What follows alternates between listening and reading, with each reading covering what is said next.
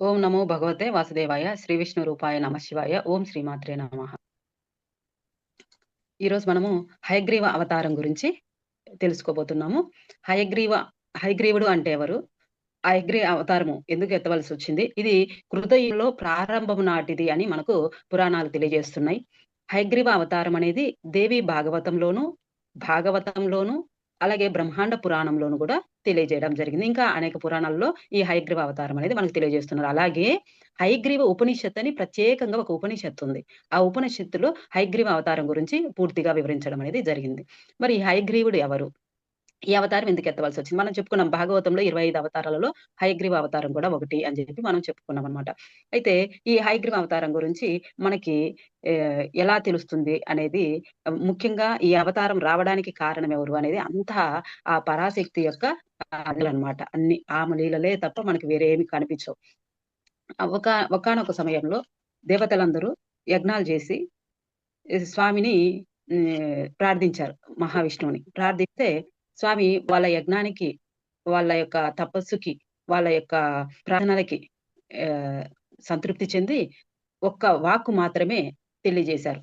నేను మీకున్నాను, అభయం ఇస్తున్నాను, అన్ని వేళలా మిమ్మల్ని సంరక్షిస్తాను అని.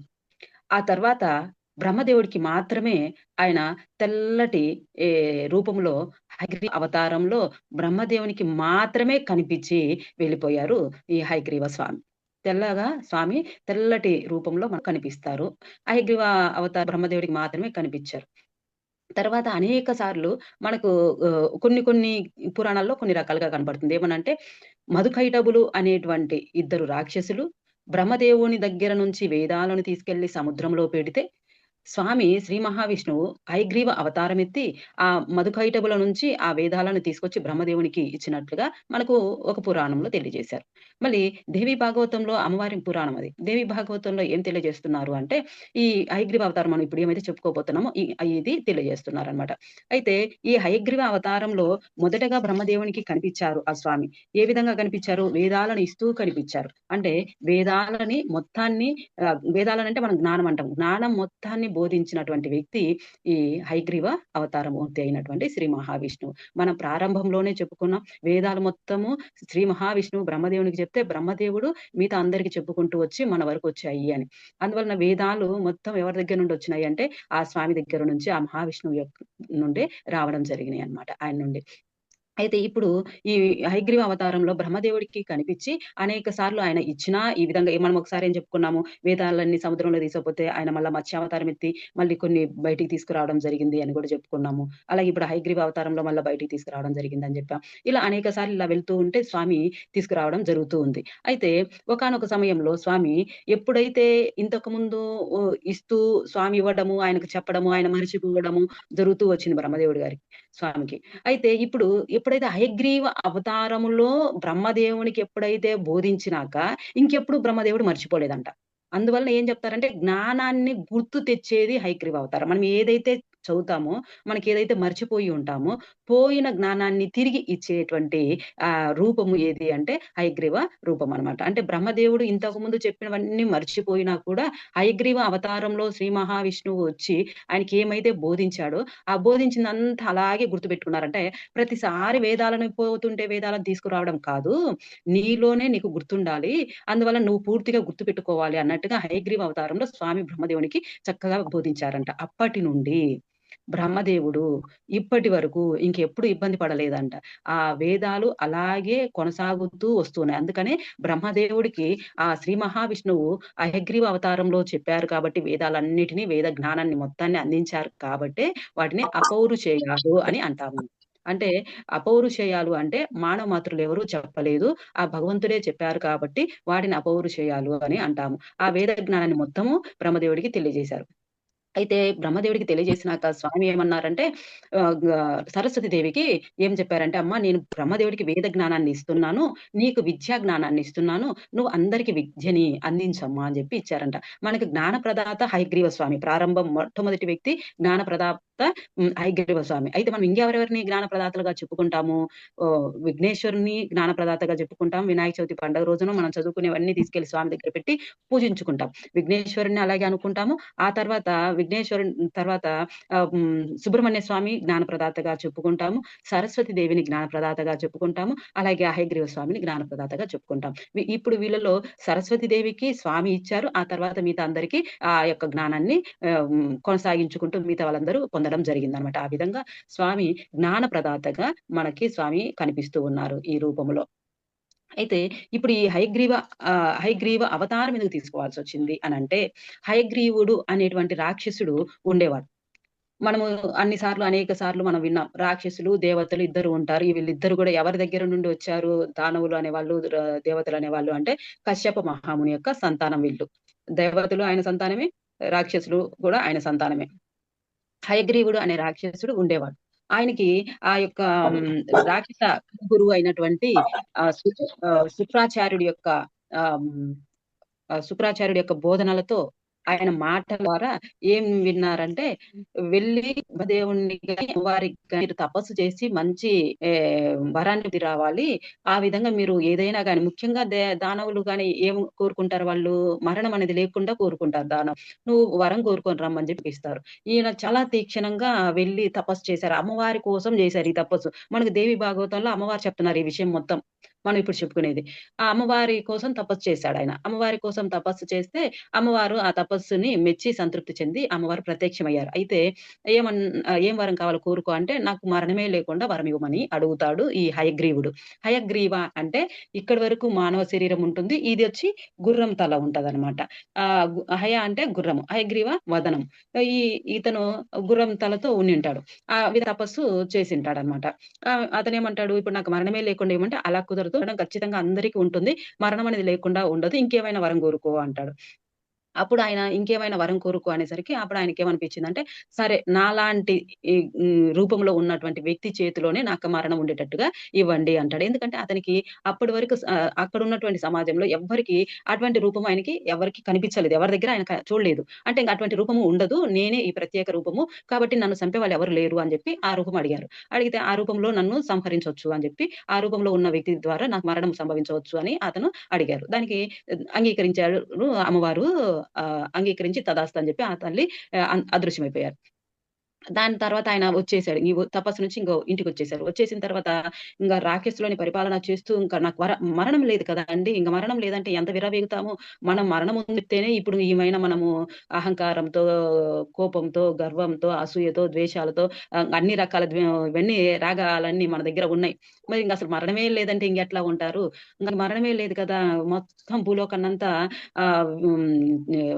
అంటే ఇబ్బంది పెట్టేస్తున్నాడు. అంటే అందరి పైకెళ్ళి అందరిని ఆపించేసి తన వైపే తిప్పుకొని తను చెప్పినట్టే వినాలని. అలాగే కొంతకాలం నిద్రాలోకానికి కూడా వెళ్ళిపోయి దేవలోకం మొత్తాన్ని ఆక్రమించేశాడు. మొత్తం ఈయన కిందే పెట్టేసుకున్నాడు. ఈయన కిందే పెట్టుకొని ఈయనే పరిపాలన చేస్తున్నాడు. దేవలోకాన్ని కూడా ఎంత అందంగా ఉంది, ఎంత అద్భుతంగా ఉంది ఈ అమరావతి అని చెప్పి అమరావతిని కూడా పరిపాలన చేస్తా ఉన్నాడాయన. ఆ విధంగా చేస్తుంటే దేవతలందరూ భయపడి, బాధపడి ఈ యొక్క రాక్షసుడి చేతిలో మేము ఇబ్బంది పడాల్సొస్తుంది.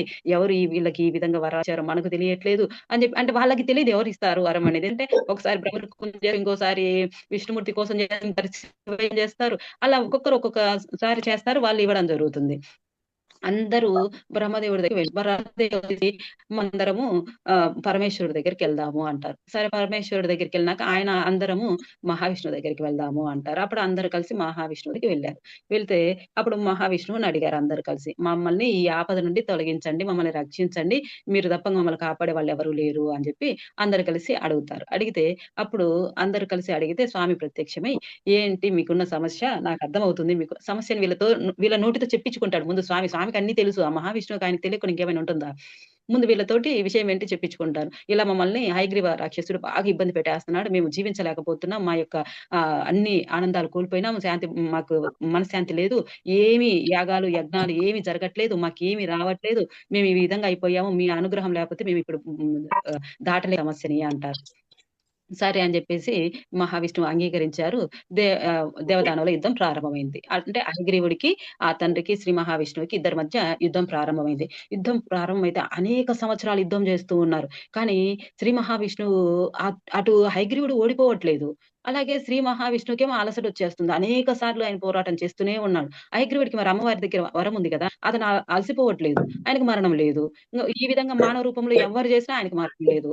స్వామి చాలా సంవత్సరాలు చేసి ఇంకా అలిసిపోయి శ్రీ మహావిష్ణువు ఇలా కాదు, నేను కొద్దిగా అలసిపోయాను. నేను ఇప్పుడు కొద్దిసేపు యుద్ధం చేయలేను అనిపిచ్చి స్వామికే కొద్దిగా అలసట అనిపిచ్చి స్వామి ఏం చేశారు, క్షీరసాగర్ క్షీర సముద్రానికి వెళ్లారు. క్షీర సముద్రానికి వెళ్లి, ఆ క్షీర సముద్రం దగ్గర పక్కన ప్రశాంతమైన ప్రదేశం చూసుకొని స్వామి అక్కడ ఆ క్షీర సముద్రం దగ్గర ఆయన వాడతాడు కదా! బాణాలని ఉపయోగిస్తాడు గదా! ధనస్సుని పెట్టుకొని, ఆ ధనస్సుని ఇలా గడ్డం కింద ఇలా పెట్టేసుకొని దాని మీద ఇలాగే నిద్రపోయాడు. ఒక్కసారి మొత్తం ధనస్సు ఒకసారి గుర్తుపెట్టుకోండి. శ్రీరామచంద్రమూర్తి బాణాలు వేస్తుంటాడు కదా! కోదండం అని చెప్తాం చూడండి. ఆ కోదండం మొత్తాన్ని పెట్టుకొని స్వామి ఇలా పెట్టుకొని ఇలా నిద్రపోయారు. అప్పుడు ఆయన దాన్ని సంధించి ఉంచాడు ముందుగానే. ఆ సంధించిన దాంతోటే ఇలాగే పెట్టుకున్నాడు. అలాగే పెట్టుకొని ఆయన నిద్రపోయాడు కూర్చొనే. పడుకోను కదా! ఎందుకంటే పడుకుంటే అలా పెట్టుకోలేము. ఇలా కూర్చొని స్వామి ఇలా మనం గూడా ఒక్కోసారి బాగా అలసటొస్తే కుర్చీలో కూర్చున్నోళ్ళం అట్లాగే నిద్రపోతాము. ఎక్కడైనా గాని, ఏ ప్రదేశానికి పోయినా మనకు నిద్రొచ్చిందంటే ఇంక మనం నిద్రపోతాం. అట్లాగే స్వామి గూడా అలా నిద్రబోయారు. అలా నిద్రపోతే యుద్ధం ఆగిపోయింది. ఎవరు యుద్ధం చెయ్యట్లేదు. దేవతలేమో "ఏమి స్వామి ఏమైనారు కనిపించట్లేదు, యుద్ధం జెయ్యట్లేదు, మనల్ని రక్షిస్తానని జెప్పారే, రక్షించకుండా ఇంకా ఇలా ఉన్నారు స్వామి" అని వీళ్ళంతా తిరుగుతున్నారు. అంతా తిరిగితే స్వామి బ్రహ్మదేవుడు, పరమేశ్వరుడు అందరూ తిరిగారు. దేవతలందరూ కలిసి తిరిగారు. ఎక్కడ స్వామి కనిపించలా. ఇక్కడ కనిపించలేదే అని చెప్పి వీళ్ళు చిన్నగా సముద్రం వరకు వెళ్లారు. అక్కడికెళ్తే స్వామి అక్కడ ఇలా అది పెట్టుకొని ధనస్సు ఆహ్, అల్లెతాడు అంటే వింటినారిని సంధించి ఉంచిన ఆ ధనస్సుని ఇలా పెట్టుకొని నిద్రపోతున్నారాయన. అందరూ మాట్లాడుకుంటున్నారు. స్వామికి తెలియకుండా ఉంటుందా? ఆయన నిద్రపోయేది నిజంగానా? యోగ నిద్రలో అంటే నిద్రపోతున్నట్టుగా ఉంటారు కానీ అన్నీ గమనిస్తుంటారాయన. వీళ్ళు స్వామిని ఎట్లా లేపాలా? నిద్రపోయే వాళ్ళని లేపడం అనేది బ్రహ్మ హత్యా పాతకంతో సమానమంట. అయితే ఇప్పుడంటే తప్పట్లేదు. మన అవసరాల కోసం మనం లేస్తున్నాము. ముందే చెప్తాము. ఇదిగో ఈ టైంలో లేపండి. నేను పడుకుంటున్నానని. ఇవన్నీ చెప్పుకుంటాము. కానీ ఆ కాలంలో అలా లేరనమాట. అంటే ఎందుకు లేపరు? సమయము ఏ సమయంలో పడుకోవాలో ఆ సమయంలోనే పడుకుంటారు కాబట్టి లేపే పనుండదు. మనం ఇప్పుడు ఏ సమయాలైనా మనం మారిపోయి నిద్రపోతున్నాం కాబట్టి మనకు లేపాల్సొస్తుంది. వాళ్ళకి సమయం ఉంటుంది. ఆ సమయంలో పడుకుంటారు. ఇప్పుడు స్వామిని లేపడానికి అందరూ తర్జన భర్జన పడుతున్నారు. ఎట్లా లేపాలా? ఎలా లేపాలా? ఈ యుద్ధం ఎలా కొనసాగించాలి? ఇది కంటిన్యూ చేయాలి కదా! హయగ్రీవ రాక్షసుడిని చంపి ఎలా అనేసి. అలా అందరూ అనుకున్నాక చివరికి బ్రహ్మదేవుడు, పరమశివుడు ఇద్దరు మాట్లాడుతూ ఏమంటారంటే, "సరే మీరెవ్వరు ధైర్యం చెయ్యట్లేదు. స్వామిని లేపడానికి ఎవరికీ ధైర్యం చేయట్లేదు. ఎందుకని? అదొక పాపంతో సమానము. ఆ పాపం మళ్ళీ మనకు అంటుకుంటది అని ఎవ్వరు మేము లేపము. ఆయనని మేము లేపే శక్తి మాకు లేదన్నారు." సరే స్వామి ఏం చెప్పారంటే, బ్రహ్మదేవుడు చెప్పారని ఒక దాంట్లో ఉంది. ఇంకొక దాంట్లో పరమశివుడు చెప్పారని ఉందండి. స్వామి ఏం చెప్పారంటే, "సరే ఒక పురుగును సృష్టిద్దాము. ఆ పురుగు వచ్చి స్వామిని నిద్రాభంగం చేస్తుంది. పురుగుకే గదా! ఏదన్నా జరిగితే పాపం ఏదైనా వస్తే పురుగుకే గదా! అప్పుడు మనము దేవతలము మేము ఆ పురుగుకి వచ్చేటువంటి ఆ పాపం ఏదైతే ఉందో దానిని మేము తొలగిస్తాము. కాబట్టి తొలగించే శక్తి మాకుంది కాబట్టి తొలగిస్తాం. కాబట్టి పురుగుతో మనం స్వామిని నిద్ర లేపేటట్టుగా చేద్దాము అనుకోని వాళ్ళేం జేశారు, వంమ్రి అనేటువంటి పురుగుని సృష్టించారు. అదేంటంటే చెదపురుగండి. పేరు వమ్రి అని జెప్పాము. పురుగు చెదపురుగు. మనకి చెదలున్నాయి గదా! ఆ పురుగనమాట. ఆ పురుగుని సృష్టించారు. ఆ పురుగుని సృష్టించిన తర్వాత పురుగు వచ్చి "ఏంటి నన్ను ఇలా సృష్టించారు. నాతో ఏం అవసరం ఉందో చెప్పండి తండ్రి గారు" అని జెప్పి బ్రహ్మదేవుడిని అడిగారు. ఎందుకంటే సృష్టించేది బ్రహ్మదేవుడే కదా! మొత్తము. బ్రహ్మదేవుడిని అడిగితే బ్రహ్మదేవుడు ఏమంటాడంటే, "ఇలా మహావిష్ణువు నిద్రపోతున్నాడు. ఆయనను నిద్ర లేపాలి. ఆయనను నిద్ర లేపాలంటే మాకెవరికీ సరిపోవట్లేదు శక్తి. కాబట్టి నువ్వెళ్లి చిన్నగా అల్లె తాడుని అట్లా కొరికావు అంటే అది కట్ అయిపోతది. అంటే అది పక్కకు ఒరుగుతుంది ఆ ధనస్సు. ఆ ధనస్సు పక్కకు ఒరిగిందంటే ఆమె తల పక్కకు జరుగుతది. అప్పుడు ఆయనకి నిద్రాభంగం అవుతుంది. అప్పుడు ఆయన లేస్తారు. అప్పుడు మేము ఆయనతో మాట్లాడాలి. కాబట్టి అల్లెతాడుని నువ్వు కొరికావు అంటే స్వామి నిద్ర లేయడానికి అవకాశం ఉంది. మేమెవరం చేయలేకపోతున్నాం నువ్వు చేయండి. ఇంతటి పాపాన్ని నాతో పాటు చేపిస్తారా మీరు? ఇదెంత దుర్మార్గము. మీరిట్లా నాతో ఈ పనులు చేయించొచ్చా? నన్ను పుట్టించింది ఇందుకా? ఆ మహావిని నా ద్వారా లేపడానికి అని చెప్పి చాలా సేపు అది తప్పు నేను చేయలేను అంటుంది. చివరికి నువ్వు ఏదన్నా కోరుకో నీకు కోరింది ఇస్తాము అని అనేసరికి అప్పుడు చెదపురుగు అంటుంది. సరే నన్ను అన్నారు కదా! నాకేం లోము చెప్పండి. ఇది మీ అందరి స్వార్థం. మీ అందరి కోసం మీరు అడుగుతున్నారు.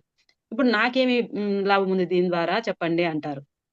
అని చెదపురుగు అంటుంది. అంటే సరే నీకేం కావాలో కోరుకో అంటుంది. అనగానే చెదపురుగు అంటుంది, "మరి నాకు తినడానికి మీరు నాకు ఏమిస్తున్నారు?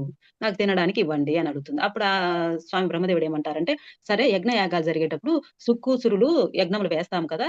ఆ యజ్ఞంలో వేసేటప్పుడు ఇట్లా గిన్నెలో నుంచి తీసి ఇందులో వేసి మనకు 1, 2 డ్రాప్స్ కింద పడుతుంటాయి. ఇదంతా నీకేను" అంటాడు. ఆ 1, 2 చుక్కలు పడితే సరిపోతాయా? అది కాదు గదా! నాకు అదేం సరిపోతుంది అనంటది. సరే అయితే 1, 2 చుక్కలు అంటే యజ్ఞంలో వేసేటువంటి చుక్కలు ఏవైతే ఉన్నాయో, అయి నీకు కింద పడుతుంటే వేసే లోపు మనకు కింద పడుతుంటాయి గదా! అవి ఇప్పుడు మనం గూడా ఇంట్లో ఏదైనా వంట చేసేటప్పుడు నూనెని తీసి ఇలా బాండీలో వేసేటప్పుడు ఇటు ఒక డ్రాప్ అయినా కింద పడుతుంటది. అలా ఆ పడ్డది నీకు సరిపోలేదన్నావు కాబట్టి, నీకు ఇక భూమి మీద పడ్డ ద్రవం మొత్తం నీదే అని చెప్తారనమాట. అని వరమిస్తాడు. రెండోదిప్పుడు. మొదటిది సుక్కు సురులేసినప్పుడు పడ్డది తీసుకోమన్నారు. రెండోదేంటి భూమి మీద పడ్డ ద్రవం మొత్తం నీకేను ఇస్తున్నాము అని చెప్తారనమాట. భూమి మీద పడ్డ ద్రవమంతా అనేసరికి ఆమెకి అది సరిపోలే. ఆహా! నాకిది కాదు. ఇంకా నాకు కావాలి. ఇంకా వరం ఇవ్వండి. ఇంకొకటివ్వండి అని అడుగుతుంది. సరే అయితే ఇంకొక వరం ఏంటి అంటే, ఎవ్వరి దగ్గరైతే బుక్స్ ఉండి, చదవకుండా, దుమ్ము దులపకుండా వాళ్ళు ఒక మూలన పడేసి ఉంటారో, అలాంటి బుక్స్ మొత్తం నీకేను అని చెప్తాడనమాట. అందుకే చెదలు బుక్కులకు పట్టేదెందుకు అంటే, మనం ఎప్పుడైతే బుక్కులని పట్టించుకోకుండా వదిలేసి ఉంటామో దులపకుండా, వాటిని చూసుకోకుండా వదిలేసి ఉంటామో సంవత్సరాల తరబడి, అలాంటి వాటిని ఈ చెదలు ఆశ్రయించి ఆ బుక్స్‌ని పాడు జేస్తాయన్నమాట. ఆ విధంగా బ్రహ్మదేవుడి దగ్గర 3 వరాలు పొందింది. 3 అందుకనండి ద్రవము ఒకటేంటి యజ్ఞంలో ఏసేటప్పుడు డ్రాప్స్ ఏమన్నా పడితే అంటే యజ్ఞంలో వేసేటప్పుడు పడే చుక్కలు ఏవైతే ఉన్నాయో, ఆ చుక్కల్ని తను తీసుకోవచ్చు. చెదపురుగు తినొచ్చు. రెండోది ద్రవమంతా భూమి మీద పడ్డ ద్రవమంతా చెదకే పోతుందని చెప్పాము. అప్పుడు భూమి మీద పడ్డదంతా వెళ్తుంది. మామూలుగా భూమి మీద పడుతుంది అంటాం కదా! అంటే ఆ మొత్తము చెదకని జెప్పి చెప్పడం జరిగింది వరము. అందువల్లే మనం గమనిస్తాము. కర్ణుడు వెళ్తూ ఉంటే ఒక అమ్మాయి ఒక చిన్న పాప నెయ్యి తీసుకొని వెళ్తూ ఉంటది. ఆ కర్ణుడి యొక్క రథం అమ్మాయికి తగులుతుంది. ఆ నెయ్యి కింద పడుతుంది. కింద పడ్డప్పుడు నా నెయ్యి కింద పడింది. అంటే "అమ్మ నేను నీకు మళ్ళీ ఇంకొకటి ఇస్తానమ్మా, తెచ్చిస్తాను" అట్లాంటిదంటే లేదు నేను మా పిన్ని ఒప్పుకోదు అంటే సవతి తల్లి ఉంది అమ్మాయికి. మా పిన్ని ఒప్పుకోదు ఇదే నెయ్యి కావాలంటుంది. ఇలా పడిపోయింది నాకిదే కావాలి. మా అమ్మ ఇంకోటి తీసుకెళ్తే మా అమ్మ గుర్తుపడతది. నన్ను ఇబ్బంది పెడతది. ఇప్పటికే నేను చాలా ఇబ్బందులు పడుతున్నాను. అంటే సరే అని చెప్పి ఆయనేం చేస్తాడు, ఆ పడిపోయినటువంటి ఆ నెయ్యి మొత్తం పిండేసి ఇవ్వాలని చూస్తాడు. అప్పుడు భూదేవి ఆయనకి శాపం ఇస్తది.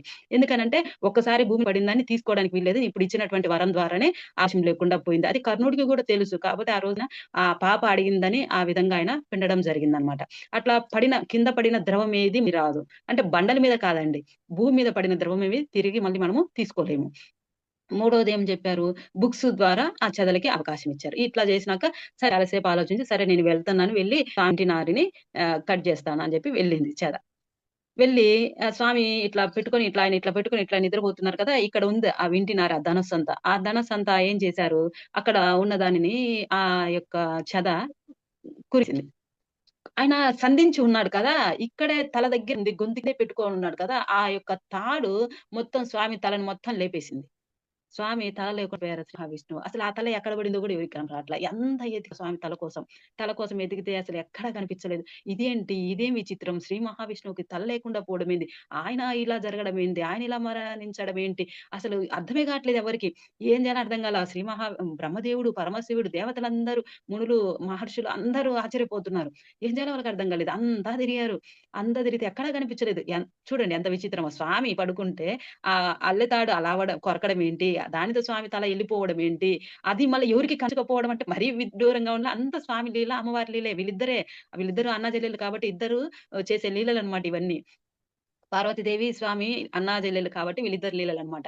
అయితే ఇంక అంతా వెతికారు ఎక్కడ కనిపించలా. ఇంక చివరికి బ్రహ్మదేవుడన్నాడు, "ఇంక మన చేత కాదు. మనం చేసే ప్రయత్నం అంతా చేశాము. ఇంక ఇప్పుడు మనం ఏం చేయాలి" అంటే అమ్మవారిని పరాభట్టారికని, ఆదిశక్తిని, ఆ లలితాదేవిని మనం వెళ్లి ప్రార్థించాలి అని చెప్పి అందరూ కలిసి ఆ లలితాదేవి ఎక్కడుంటుంది? ఆమె మణిద్వీపంలో ఉంటుంది. ఆ మణిద్వీపంకి వెళ్ళడం జరిగింది. అందరూ వెళ్లి అమ్మవారిని అడిగారు. "అమ్మ ఇలా జరిగింది. ఇది అమ్మ మాకసలు అర్థమే కావట్లేదు.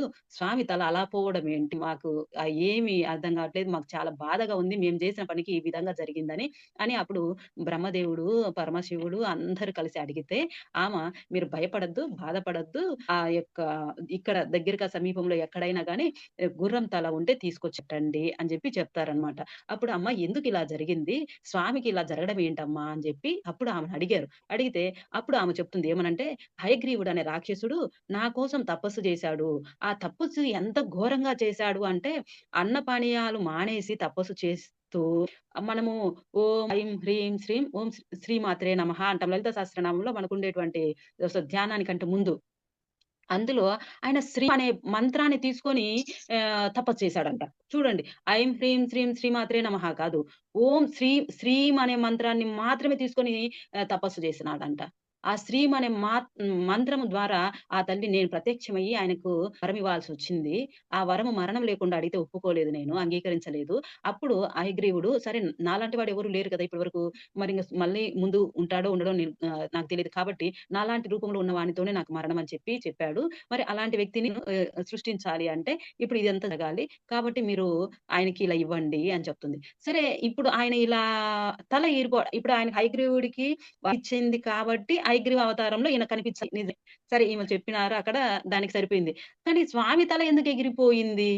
ఇక్కడ కారణం ఏంటమ్మా అని మళ్ళా అడిగారు. అడిగితే అప్పుడు ఆమె ఏమంటుందంటే, ఒకానొక సమయంలో వైకుంఠంలో స్వామి, అమ్మవారు కూర్చొని చక్కగా మాట్లాడుకుంటున్నారంట ఇద్దరు. ఆ శ్రీ మహావిష్ణువు, ఆ శ్రీ మహాలక్ష్మి దేవి తల్లి ఇద్దరు కలిసి కొద్దిసేపు మాట్లాడుకుంటున్నారు. మనము కనకధార స్తోత్రము విన్నామంటే, ఆ కనకధార స్తోత్రంలో చెప్పేదంతా స్వామి, అమ్మవారు కూర్చొని వాళ్ళు మాట్లాడుకునేది, వాళ్ళ సరసాలు అవన్నీ చెప్తారు. మనకు కనకధార స్తోత్రంలో అంతా వచ్చేది స్వామి, అమ్మవారు ఇద్దరు మాట్లాడుకునే విషయాలు మనకు కనిపిస్తూ ఉంటాయి. కనకధార వర్షంలో ఏం జెప్తారంటే స్వామి అమ్మవారు కూర్చోవటము, అమ్మవారు స్వామి దగ్గరికి రావటము, స్వామికి మళ్ళీ ఆకు వక్క తాంబూలమంతా స్వామికివ్వటము, స్వామితో మాట్లాడటము, ఇవన్నీ చేస్తా ఉంటే ఆ శంకరాచార్యుల వారు ఆది శంకరాచార్యుల వారు అంతా చూస్తూ ఎన్ని సార్లు పిలిచినా రావట్లేదు. నువ్వు పేద బ్రాహ్మణురాలిని అనుగ్రహించమని అడుగుతున్నాను కదమ్మా! అని చెప్పి ఎన్ని సార్లు పిలిచినా ఆయన ఆ కనకధారలో ప్రారంభంలోనే ఎన్ని పిలుస్తారు. అమ్మవారు అప్పటికి చూడదు. చివర్లో ఏమంటుందంటే, "అమ్మా నీ బిడ్డనమ్మా నేను. నీ బిడ్డ నీ కోసం నేను ఎదురు చూస్తూ నేను ఏడుస్తున్నానమ్మా! నువ్వు కాకపోతే నాకెవరున్నారనేసరికి ఆ కనకధారలోనే ఆ మాట వాడితే, అప్పుడు నేను నీ బిడ్డనమ్మా! నీ కోసం నేను తప్పించిపోతున్నాను అనంగానే అప్పుడు ఆ తల్లి వెంటనే ప్రత్యక్షమవుతుందనమాట. ప్రత్యక్షమై ఆయనకి కనకదాశాన్ని కురిపిస్తుంది. ఆమెకి. వర్షాన్ని కురిపిస్తుంది. ఆయన పలికిన పదం. అంటే వాళ్ళిద్దరిని ఆయన ఆ విధంగా ఇక్కడే భూలోకంలో ఉండి వాళ్ళిద్దరు వైకుంఠంలో ఏం చేస్తున్నారనేది చూస్తూ ఆయన యొక్క కనకధారని స్తోత్రాన్ని అప్పటికప్పుడు ఆయన నోటి ద్వారా వచ్చిన స్తోత్రం అది కనకధార స్తోత్రం. అప్పటికప్పుడు ఇచ్చారు. మరి అటువంటిది మనం ఇప్పుడు స్వామి అమ్మవారు ఆ విధంగా ఆ వైకుంఠంలో సరసల్లాపాలలో ఉన్నప్పుడు అంటే మాట్లాడుకుంటూ ఉన్నప్పుడు అప్పుడు ఏమైంది అంటే ఒక లక్ష్మీదేవి ఏం చేసింది ఆ తల్లి ఇలా మనం ఊరుకుంటామా మన చేతులు ఎవరమైనా లేడీస్‌మైనా, జెంట్స్ అయినా గాని, ఆడవాళ్ళైనా, మగవాళ్ళైనా ఏదో చేతులు ఇలా పెడతాం, మొహం మీద పెట్టుకుంటాం, ఇట్లా అంటాం, ఇట్లా అంటాం. అట్లా ఆమె ఏమైంది ఒకసారి ఆమె ఈ కంటి కాటుక ఇలా చెయ్యి పెట్టుకొని మరి ఎట్లా చేసిందో ఆ తల్లి, కంటి కాటుక వచ్చేసి ఈ బుగ్గకి అంటుకుంది. లక్ష్మీదేవి తల్లికి. అప్పుడు ఆమెకి ఈ కంటి కాటుక బుగ్గకల్లేసరికి బుగ్గన పెళ్లి రోజు పెట్టిన చుక్కలాగా ఏర్పడిందది. ఇప్పుడు ఆమెకి తెలీదు. ఇప్పుడు మనకైనా అప్పుడప్పుడు ఏదన్నా కొద్దిగా మొహం మీద ఏదన్నా అంటినట్లయితే ఎదుటి వాళ్ళు చెప్తారు. "అమ్మ నీకిక్కడ ఇదుంది తుడుచుకోమ్మా, తుడుచుకోమ్మా" అని చెప్తారు మనకి. అట్లాగే ఆ తల్లికి కూడా కనపడి అయింది. కానీ ఆమెకు కనిపించదు. కానీ స్వామి చూస్తున్నారు కాబట్టి శ్రీ మహావిష్ణువు ఆ తండ్రికి కనపడింది. కనపడి ఆయనకి అయ్యో! క్షీరసాగర మదనంలో ఆ లక్ష్మీదేవి ఉద్భవించిన తర్వాత నేను ఆమెను వివాహం చేసుకున్నాను కదా! ఆ రోజు నన్ను వరించి నా మెడలో మాల వేసింది కదా! ఆ రోజు ఎంత అందంగా అయితే ఉందో ఆ లక్ష్మి, ఈరోజు కూడా అంతే అందంగుంది బుగ్గన చుక్క పెట్టుకొని. ఆహా! ఎంత బాగుంది లక్ష్మీదేవి అని స్వామి మనసులో ఆ విధంగా భావిస్తున్నాడు ఆమెని. కానీ ఆమేమనుకుంది లక్ష్మీదేవి తల్లి అంటే ఇదంతా ఆమె లీల. ఎవరి లీల? ఆది పరాశక్తి ఆ లలితాదేవి యొక్క లీలలో భాగంగా ఇప్పుడు అమ్మవారిలో కొంత భావంలో చేంజొచ్చింది. మార్పొచ్చింది. అమ్మవారి భావాలలో మార్పొచ్చింది. ఎందుకని ఇప్పుడు జరగబోయే లీల జరగాలి కాబట్టి ఆమెలో కొంత మార్పొచ్చి ఆమేమనుకుందంటే ఎందుకు ఈయన నవ్వుతూ ఉన్నాడు? నా మీద ఆయనకేమైనా ఇంకో రకమైనటువంటి అంటే ఇంకొకరెవరైనా ఉంటే నన్ను ఎగతాళిగా జేసి నవ్వుతున్నాడా? ఈయనెందుకు నవ్వుతున్నాడు? నాకేమన్నా సవతిని తీసుకొచ్చి పెడుతున్నాడా? నన్ను చూసి ఎందుకు నవ్వాడు? నాకెందుకు ఆమె చూడండి ఇంకొక రకంగా ఆలోచన చేస్తుంది వెంటనే. అంటే ఇదంతా అమ్మవారి లీలే. ఇంకొక సవతిని ఏమన్నా తీసుకొస్తున్నారా? ఈయన నన్ను చూసి ఎందుకు నవ్వాడు? అంటే ఆమెకు తెలీదు. ఈ బుగ్గన చుక్కలాగా అయిపోయింది ఆ కాటుకనేది ఆమెకు తెలియలా. స్వామి నవ్విందే ఆమె గమనించింది. ఈయన ఎందుకు నవ్వినాడని కూడా అడగలేదు. మనసులో అనుకుంది ఏమని? ఈయన నన్ను చూసి ఎందుకు నవ్వాడు? నవ్విన వాడు ఊరుకోలేదు. నన్ను ఎగతాళిగా నవ్వాడా? లేకపోతే ఇంకొక ఉద్దేశంతో నవ్వాడా? లేకపోతే నాకు సవతిని తీసుకొచ్చి పెట్టడానికి నవ్వాడా? సరే సవతిని తీసుకొచ్చి పెట్టేటట్లయితే ఆ సవతి పోరు నేను భరించలేను. ఆ సవతి పోరు భరించే కంటే భర్తే లేకుండా పోతే సరిపోతుంది అని ఆమంటుంది. ఆమెకి రెండే ఇప్పుడు ఆయన ఎందుకు నవ్వాడు అనేది ఆమెకు తెలియట్లేదు. రెండో అంశం ఏంది? ఒకవేళ సవతిని తీసుకొచ్చి పెడతాడా? సవతి అవతల ఇంకొక ఆమెను చూసి ఆనందపడుతున్నాడా మనసులో? ఆమె గురించి ఆలోచన చేస్తున్నాడా? ఒకవేళ నాకు సవతిని తీసుకొచ్చి పెట్టేటట్లయితే, ఆ సవతి పోరు భరించే కంటే, స్వామే నా భర్తే నాకు లేకుండా మంచిది అని అందామె. ఆ మాట ఆమె అనింది కదా! అది మరి ఇక్కడ జరిగి ఏటట్టుగా చేయాలి కదా! ఆ తల్లి ఆదిపరాశక్తి లలిత కాబట్టి ఆయన ఏం చేసింది ఆమె చెప్పినటువంటి దానికి ఈ లలితాదేవి మనసులో తదాస్తమ్మా నువ్వు కోరిన కోరిక నెరవేరుస్తాను అని చెప్పి ఆ తల్లి కూడా అలా అనుకుంది. ఇదంతా జరగాలి కాబట్టి ఇప్పుడు స్వామికి ఈ సమయంలో ఆయన నిద్రించే సమయంలో అనుకోకుండా ఈ అల్లె తాడుని ఈ కొరకటము, ఆ విధంగా స్వామి యొక్క తల వెళ్ళిపోవడం జరిగింది. ఇదంతా ఎవరు చెప్తున్నారు? ఆది పరాశక్తి, ఆ బ్రహ్మదేవుడు, శివుడు, దేవతలందరూ అక్కడుంటే విషయమంతా తెలియజేశారు. ఆ రోజున లక్ష్మీదేవిని ఆ విధంగా ఆమె అనుకోవడం వలన, ఆమె అనుకున్న విషయాన్ని జరిగేటట్టుగా చేయాలి కాబట్టి, ఆ విధంగా శ్రీ మహావిష్ణువుకి అలా కనిపించకుండా పోయింది. ఇప్పుడు ఆయనకి మీరు గుర్రపు తలని తీసుకొచ్చి పెట్టండి అని చెప్తుంది. అప్పుడు ఆ గుర్రపు తలని వెతికి గుర్రపు తలని తీసుకొచ్చి పెట్టారు. గుర్రం తల ఏ రోజైతే పెట్టి స్వామి మళ్ళా లేచారో, ఆ రోజునే కార్తీక పౌర్ణమి. మనం కార్తీక పౌర్ణమి రోజు రాఖీ పండగ అలాగే కార్తీక పౌర్ణమి చేసుకుంటాము గానీ, హయగ్రీవ జయంతి ఆ రోజనమాట. ఆ రోజున కార్తీక పౌర్ణమి రోజున ఆయన హయగ్రీవుడు నిద్ర నుండి లేచినట్టుగా ఆ రోజు లేస్తారు. ఆయన యొక్క అవతారం ఆ రోజు మళ్ళీ ప్రారంభమైంది హయగ్రీవ అవతారము. అందువల్ల కార్తీక పౌర్ణమిని హయగ్రీవ జయంతిగా మన వాళ్ళందరూ చేయడం జరుగుతుంది. ఇప్పుడు ఆ హయగ్రీవ రూపంలో స్వామి మనకెలా కనిపిచ్చారు? హయగ్రీవ అవతారంలో ఎలా ఉంటారు స్వామి అనేది ఇప్పుడు విందాం. హయగ్రీవ అవతారంలో స్వామి ఎలా ఉంటారు? తెల్లటి రూపంలో ఉంటారు స్వామి. తెల్లటి రూపము. స్వామి మామూలుగా అయితే మనకెట్లా కనిపిస్తారిప్పుడు? నీలి రంగులో కనిపిస్తారు మనకి స్వామి. కానీ తెల్లటి రూపంలో ఉంటారు. అలాగే 2 శంకు చక్రాలు ఉంటాయి. అంటే 4 భుజాలు కనిపిస్తాయి మనకి హయగ్రీవ అవతారంలో. పై చేతులు శంకు చక్రాలతో కనిపిస్తాయి. మిగతా కింద 2 చేతులలో కుడి చెయ్యొచ్చి జ్ఞాన ముద్రలో ఉండి అక్షరమాలని అంటే మనకి మాల ఉంటది కదండీ! ఆ మాలని ఇలా పెట్టుకొని ఉంటుంది కుడి చెయ్యి. అంటే జ్ఞానాన్ని ఇస్తుంది తెలియజేస్తూ జ్ఞాన ముద్రతో మనకి కుడి చేతిలో ఈ విధంగా కనిపిస్తుంది. ఎడమ చేతిలో పుస్తకాన్ని కనిపిస్తారనమాట. వేదాన్ని నేనిచ్చాను మీకు. ఈ మొత్తం వేదాలలోనే కదా మనం ఇప్పుడు వరకు మనం అనుభవించే, ఆచరించే మొత్తము కూడా మనకి వేదాలలో పొందుపరిచిన అంశాల్ని మనం ఇప్పుడు ఆచరిస్తున్నాం. మరి అవన్నీ ఆ స్వామే ఇచ్చినట్టుగా గుర్తుగా బుక్కు అనేది పుస్తకం అనేది ఆయన చేతిలో ఉంటుంది. ఎడమ చేతిలో, కుడి చేతిలో వచ్చి జ్ఞానముద్ర అక్షరమాల కనిపిస్తుంది. ఆ రూపంలో మనకి తెల్లటి రూపంలో మనకి మొహం వరకు గుర్రము కిందంతా శరీరం రూపంలో మానవ రూపంలో మనకు కనిపిస్తారు. ఇట్లా మనకు కనిపించిన ఏ అవతారాలున్నాయి ఇందులో? మనకు వరాహ అవతారం గూడా కింద వచ్చి శరీరం మానవ రూపము, పైన వచ్చేసి మనకి వరాహం యొక్క తలతో మనకు కనిపిస్తారు స్వామి. తర్వాత నారసింహ అవతారం. అందులో కూడా మానవ రూపం కనిపిస్తుంది. పైనొచ్చి సింహ అవతారం కనిపిస్తుంది స్వామివి. ఇలా మత్స్యావతారంలో కూడా కిందొచ్చి మత్స్యావతారము స్వామి మత్స్య రూపంలోనే మనకు పూర్తిగా కనిపిస్తారు. అంటే వరాహ అవతారంలో, నరసింహ అవతారంలో, హయగ్రీవ అవతారం మానవ రూపంలో కనిపించి పైన తలలు మాత్రం మనకి ప్రత్యేకంగా కనిపిస్తున్నాయి. ఈ విధంగా స్వామి హయగ్రీవ రూపంలో మనకి కార్తీక పౌర్ణమి నాడు మనకు కనిపిచ్చి అందరిని అనుగ్రహించారు. తర్వాత అప్పుడు లేచి స్వామి ఇప్పుడు స్వామికి శక్తొస్తుంది. ఎందుకని ఆ తల్లి పరభట్టారిక లలితాంబ హయగ్రీవుడికి ఏమైతే వరమిచ్చిందో ఇంగిప్పుడు స్వామి గూడా అదే రూపంలో ఉన్నారు కాబట్టి స్వామి ఆయనతోటి యుద్ధం జేసి ఆయనని సంహరించి ఘోరంగా జరిగిన ఆ యుద్ధంలో ఆయనను సంహరించి ప్రజలను, దేవతలని, మునులను, సమస్త లోకాన్ని సంరక్షించి అందరిని ఆనందపరిచి అందరికి అభయాన్నిచ్చినటువంటి వాడు హయగ్రీవ స్వామి. అయితే ఈ హయగ్రీవ స్వామి మనకింకా మళ్ళీ ఇంకెక్కడ కనిపిస్తున్నారు? ఇంకే విధంగా కనిపిస్తున్నారు అంటే, ఈయనకు సంబంధించినటువంటి ఒక శ్లోకముంది. ఆ శ్లోకం ఒకటి విందామండి.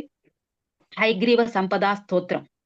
జ్ఞానానందమయం దేవం నిర్మల స్ఫటికాకృతం ఆధారం సర్వ విద్యానాం హయగ్రీవముపాస్మహే. ఇది ఆయన కోసము మనము చదివేటువంటి స్తోత్రం అన్నమాట. శ్లోకము ఇది మనం చదువుతూ ఉంటే మనకి ఎవరికైనా కానీ పోయిన జ్ఞానం అంటే మనకు మర్చిపోతూ ఉంటాము, జ్ఞాపకశక్తి తగ్గిపోతూ ఉంటుంది. అలా మర్చిపోయినప్పుడు అటువంటి మర్చిపోవడం అనేది లేకుండా విద్యార్థులకైతే చాలా బాగా ఉపయోగపడి ఈ హయగ్రీవ స్వామి యొక్క ధ్యానం అనేది అటువంటి తిరిగి మనకి సముపార్జించేటువంటి స్తోత్రము ఈ హయగ్రీవ యొక్క స్తోత్రం అన్నమాట. ఈ స్తోత్రం. ఇందులో స్వామి మనకి ఇంకా ఏ రకంగా కనపడతారు హయగ్రీవుడు? ఈ స్వామి యొక్క కృప వలనే మనకి లలితా సహస్రనామం అనేది, అలాగే దుర్గా శ్రీ శతి అనేది మనకి రావడం జరిగినాయి. ఇవి బ్రహ్మాండ పురాణంలో మనకు కనిపిస్తాయి. ఎందుకనంటే మనం లలితా సహస్రనామం చదివిన తర్వాత కింద ఇది ఉత్తరాఖండే హయగ్రీవ అగస్త్య సంవాదే అని మనకు కనిపిస్తుంది. హయగ్రీవ స్వామి అగస్త్య మహర్షికి ఈ లలితాదేవి యొక్క ప్రాముఖ్యతని తెలియజేస్తూ మనకు లలితా సహస్రనామాన్ని మనందరికి ఇవ్వడం జరిగింది. ఇప్పటికీ మనమందరము లలిత సహస్రనామం చదువుతున్నాము అంటే ఆ స్వామి హయగ్రీవ స్వామి ఆమె గురించి ఇదంతా వర్ణించి ఇవ్వడమే అన్నమాట. అలాగే దుర్గా శ్రీ శక్తి కూడా ఆ స్వామి ఇచ్చినవే. ఇవి బ్రహ్మాండ పురాణంలో మనకి చక్కగా కనిపిస్తుంది. ఇంత గొప్ప అద్భుతమైనటువంటి రూపాన్ని, ఎంతో ప్రాముఖ్యమైనటువంటి రూపాన్ని, విద్యని అందరికీ, జ్ఞానాన్ని అందరికి ఇచ్చేటువంటి రూపమైనటువంటి హయగ్రీవ స్వామి రూపానికి, హయగ్రీవ స్వామికి మనమందరము మరొకసారి నమస్కరించుకుందాము. మనందరికీ ఆయన ఈ జ్ఞానాన్ని, ఈ విద్యని, ఈ యొక్క వేద జ్ఞానాన్ని మనందరికిచ్చి మనందరిని అనుగ్రహించాలని కోరుకుంటున్నాను. సర్వం శ్రీకృష్ణార్పణమస్తు. ఓం నమో భగవతే వాసుదేవాయ. లోకా సమస్త సుఖినో భవంతు.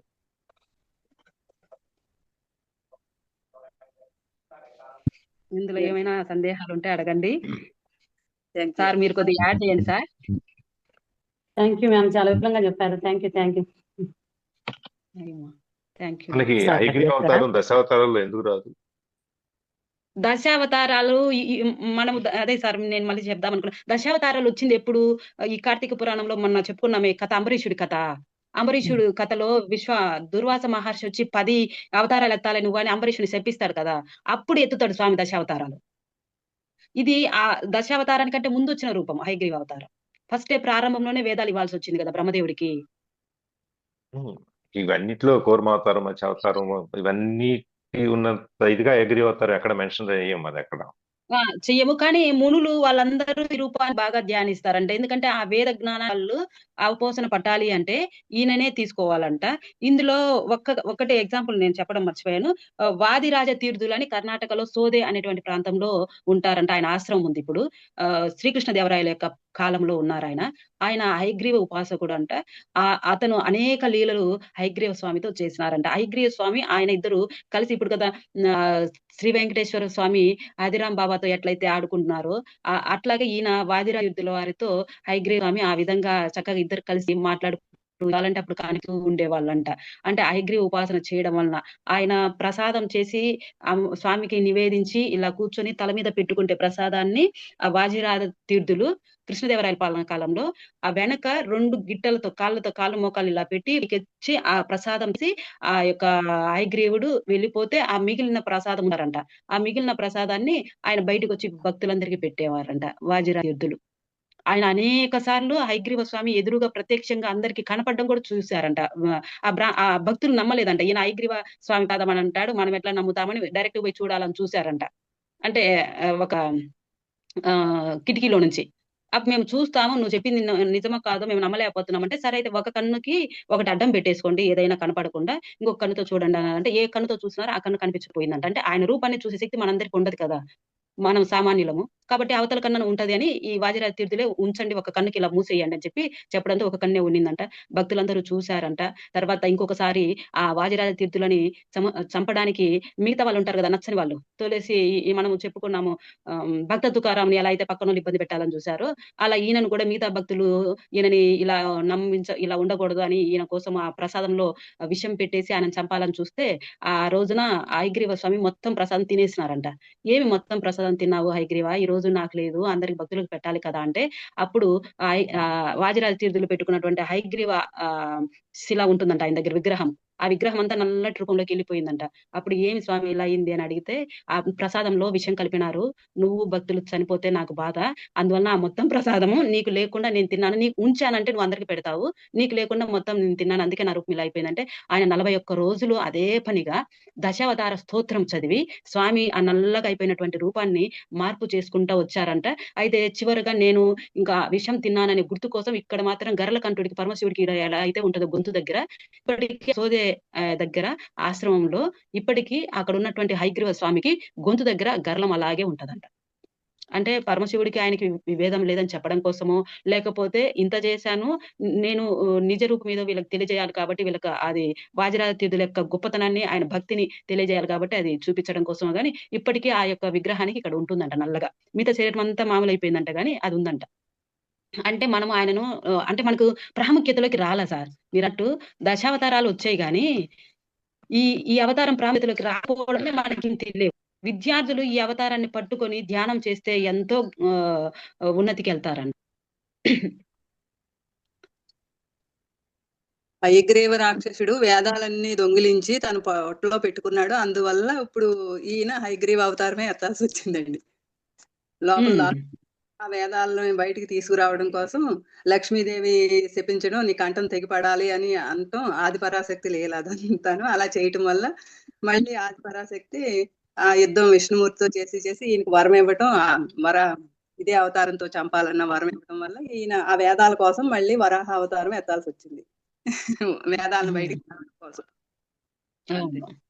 ఆ నీలి రంగు గుర్రం తల అక్కడ అటుపై పక్కన ఉంటుంది, దాన్ని తెచ్చి అతికించండి అని ఆదిపరాశక్తి చెప్పటం, మళ్ళీ ఆ తలను తీసుకొచ్చి విష్ణుమూర్తికి అతికించటం, ఇవన్నీ వేదాల కోసం జరిగిందండి.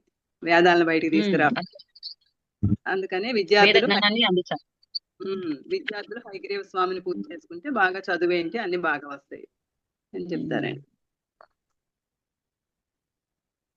ఓకే అండి, బాగా చెప్పారు. Thank you.